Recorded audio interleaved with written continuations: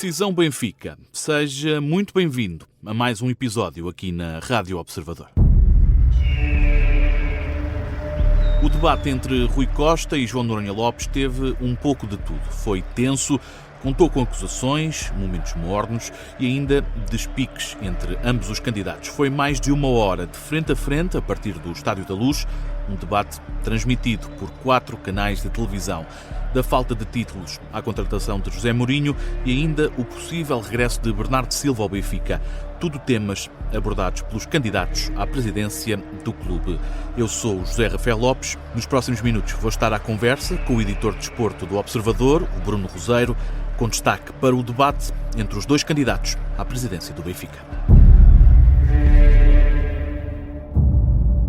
Muito bem-vindo, Bruno Roseiro. Hoje o tema é simples de adivinhar, mas há muito para falar sobre este debate entre Rui Costa e João Noronha Lopes, sendo que, Bruno, havia aqui um contexto de preparação diferente para este debate. Sim, eu diria que esta é a parte mais importante até do que o debate, ou seja, perceber o que é que se passou a seguir às eleições e àquela longa espera até haver resultados. Ponto de partida, Rui Costa tem 12% a mais de Noronha Lopes e tem 210 mil votos a mais. João Diogo Manteigas já manifestou a título pessoal, mas sabemos que esse título pessoal acaba por abranger também grande parte do seu eleitorado, que está com Noronha Lopes, apesar de não confiar a 100% no seu projeto. O que é que isso significa? Há 11,48% dos votos que começam a ir para um lado, sendo que o facto de, na gênese da candidatura de João Diogo Manteigas, estarem sócios do Benfica que decidiram não apoiar João Noronha Lopes porque ele não avançou em 2021, depois das eleições de 2020, pode fazer com que nem todo o eleitorado de João Diogo Manteigas passe para Noronha Lopes. Por outro lado, há aqui Luís Filipe Vieira com 13,9% da votação, que decide não tomar nenhuma posição. Mas que diz que está disponível para ajudar o Benfica. Para ajudar, ou seja, Luís Filipe Vieira tem aqui a sua maior vitória em termos eleitorais, que é, ele considera que nesta altura já chegou a um papel de senador e quer estar acima de tudo o que seja qualquer corrida eleitoral. Mas o facto de não tomar posição não significa que não exista uma transferência quase por osmose, sobretudo de Setúbal, Coimbra para cima, dos votos de Luís Filipe Vieira para Rui Costa. E isso foi algo que nós já tínhamos falado ainda durante a primeira volta. Depois aqui uma outra nota, que é perceber qual é o peso do número de votantes e de votos. Ou seja, quando nós olhamos para os números, sabemos que, ao contrário do que muita gente possa pensar, Martim Maier foi aquele que foi buscar mais votos, ou seja, pessoas que têm mais anos de filiação. Se nós formos dividir o número de votos pelo número de votantes, percebemos que a média de Martim Maier é 25,1. Rui Costa tem 22,6, Noronha Lopes tem 19,7. Ou seja, existe aqui um gap de 3.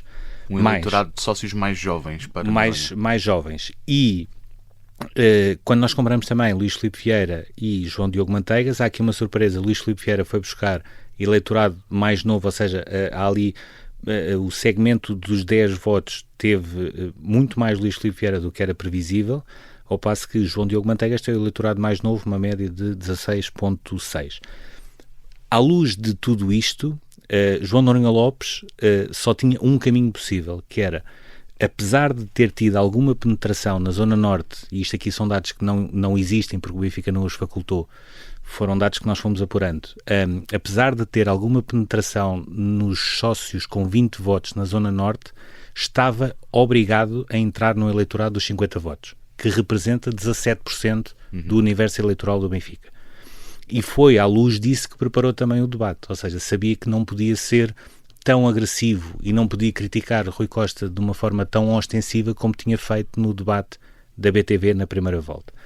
Até porque percebeu que essa maioria silenciosa falou nesta primeira volta e decidiu que Rui Costa deveria continuar a ser o presidente do Benfica. Já Rui Costa, a partir do momento em que tem tudo isto a seu favor, o único caminho que ele tem de percorrer nesta altura é o caminho de apelar ao voto. Ou seja, Rui Costa sabe que se a segunda volta do Benfica tiver tantos ou mais votantes como a primeira, é muito, muito difícil que ele não seja o próximo presidente do Benfica, ou seja, que renove o seu mandato. E, portanto, foi à luz destas premissas que houve o debate. E foi à luz destas premissas que eu diria que João Noronha Lopes também acabou por perder um pouco durante o debate.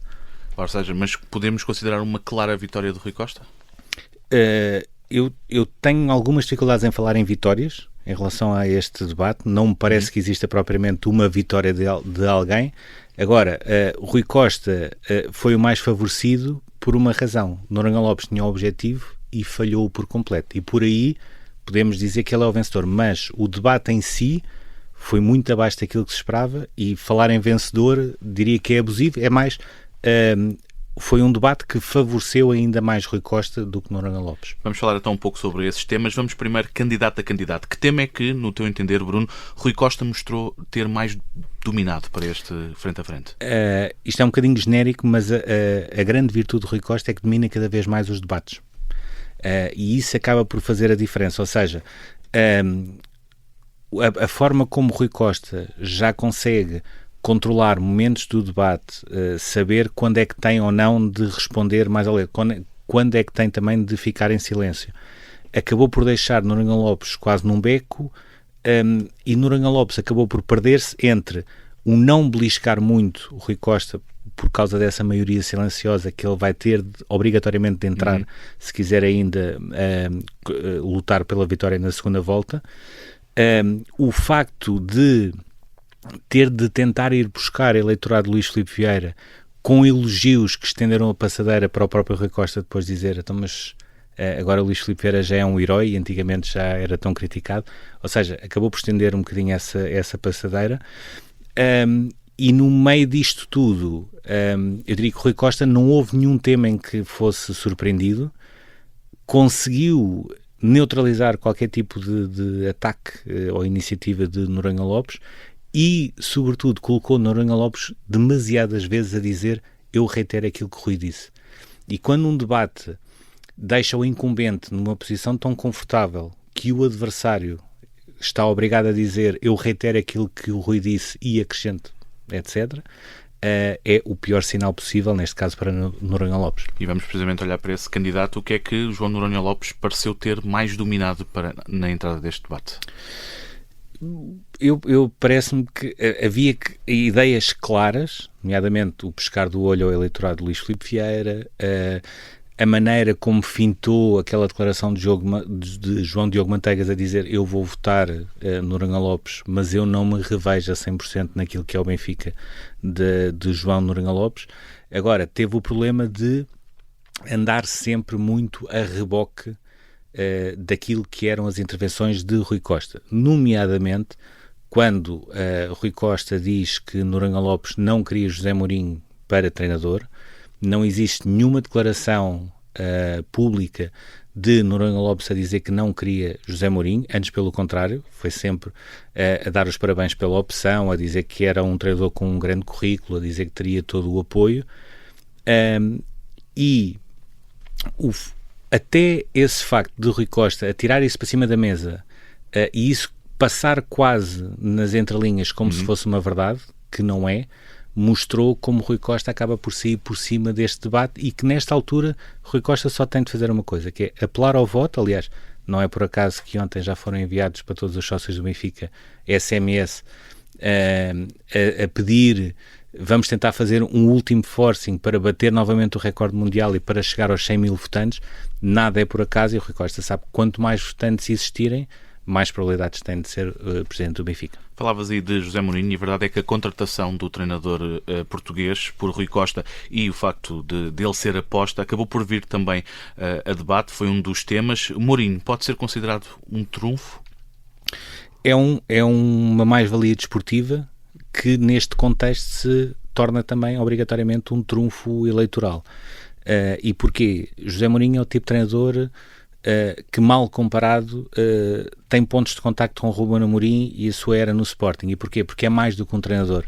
Domina por completo a parte da comunicação, consegue perceber a 1000% todo o contexto que está à sua volta, e isso acaba por fazer com que João Noronha Lopes, que quer mostrar que tem um projeto sólido em termos de futebol, que foi preparado durante vários meses, com o Nuno Gomes, com Pedro Ferreira, com o Tomás Amaral, com o Vítor Paneira, faz com que ele chegue a uma certa altura e tente convencer-se a ele próprio de que é possível encaixar José Mourinho numa estrutura com 4 pessoas diferentes, quando nesta altura José Mourinho trabalha basicamente com Mário Branco, que é o diretor-geral, e com Rui Costa. E esse acaba por ser um problema, ou seja, é óbvio que num outro contexto José Mourinho poderia encaixar em toda esta estrutura, mas nesta altura em que José Mourinho está a assumir 1001 funções, porque é essa também a sua personalidade e a sua experiência permite que faça isso mesmo, Noronha Lopes acaba por ter dificuldades em encaixar a sua equipe e a sua estrutura num treinador como José Mourinho. E, portanto, até por aí o Rui Costa acaba por ser beneficiado por ter uma estrutura nova no futebol simplista, onde, na minha ótica, haverá sempre uma ausência que tem peso, ou seja, da mesma maneira como quando Tiago Pinto saiu do Benfica, o futebol do Benfica não voltou a ser igual, Lourenço Pereira Coelho também tinha valências que serão complicadas de voltar a encontrar. Agora, a questão é, a estrutura do futebol ficou estável só com a entrada de Mário Branco. Rui Costa é uma pessoa que conhece futebol, está próxima da equipa. José Mourinho complementa tudo o resto e é complicado entender como é que Noronha Lopes, ganhando as eleições, consegue encaixar a sua estrutura, que é uma estrutura e um plano bem gizado, bem pensado, mas que peca por, nesta altura, ter um treinador como José Mourinho. Vamos avançar e acelerar um pouco, Bruno. Vamos falar de Bernardo Silva. Foi tema também no debate. Quantos votos é que vale o ainda jogador do Manchester City? Acho que mesmo que tivesse uma intervenção pública, coisa que teve em 2020, ou seja, se nós recuarmos um bocadinho a fita do tempo, recordar que durante a campanha Vieira, Noronha Lopes, Bernardo Silva chegou a questionar: será que sou eu o único benfiquista que está espantado por não haver sequer um debate em relação a estas eleições? Ele tomava este tipo de posições públicas. Nesta altura não toma, e é crível que não chegue mesmo a tomar. E porquê?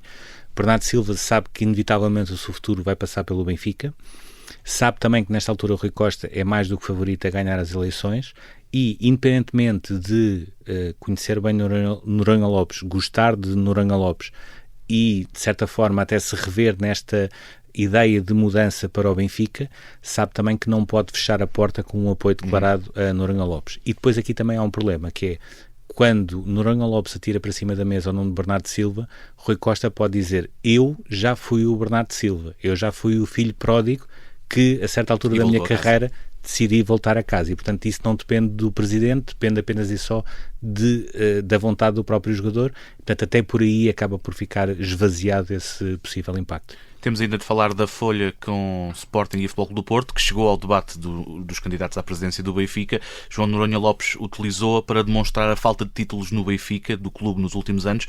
Foi a melhor estocada do candidato?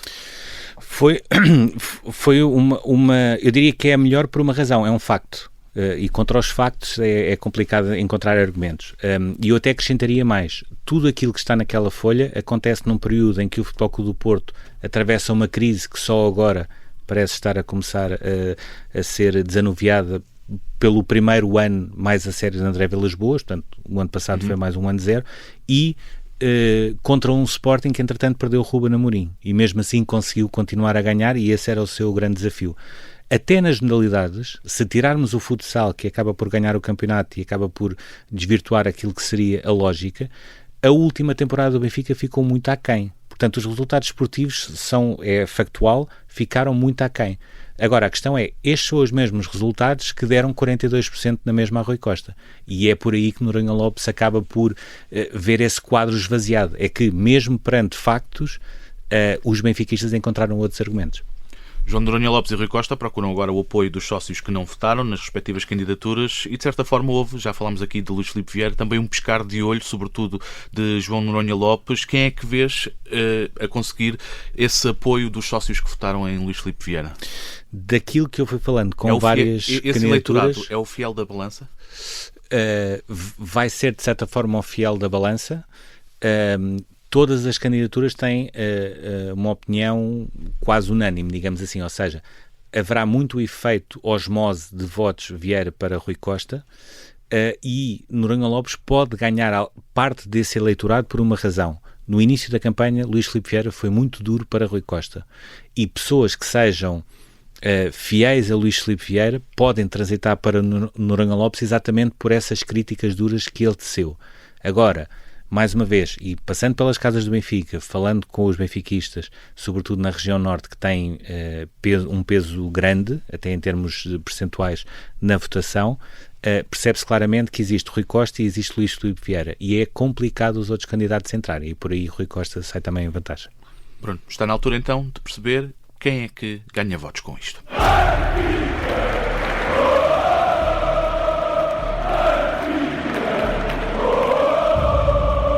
Bruno Roseiro, analisado o debate, há motivos para dizer que algum dos candidatos ganhou mais votos do que o adversário? Não diria que ganhou mais a grande vitória. Diria que Rui Costa sai vencedor por uma razão. Noronha Lopes não ganhou votos. Essa é a sua grande vitória. E aquilo que teremos ao longo da campanha é duas premissas muito simples. Rui Costa vai continuar a apelar ao voto, ou seja, ele não tem necessidade de vir novamente ao debate, ele não tem necessidade de dar mais entrevistas, ele só tem de apelar ao voto. E Noronha Lopes vai ter de encontrar e vai ter de sacar um coelho qualquer da cartola que permita, mais uma vez, recolocá-lo na corrida e ir à procura desse eleitorado, desse 17% de eleitores que têm 50 votos, porque só assim é que poderá ter alguma hipótese na segunda volta das eleições do Benfica. Muito obrigado, Bruno Roseiro. Até um próximo episódio.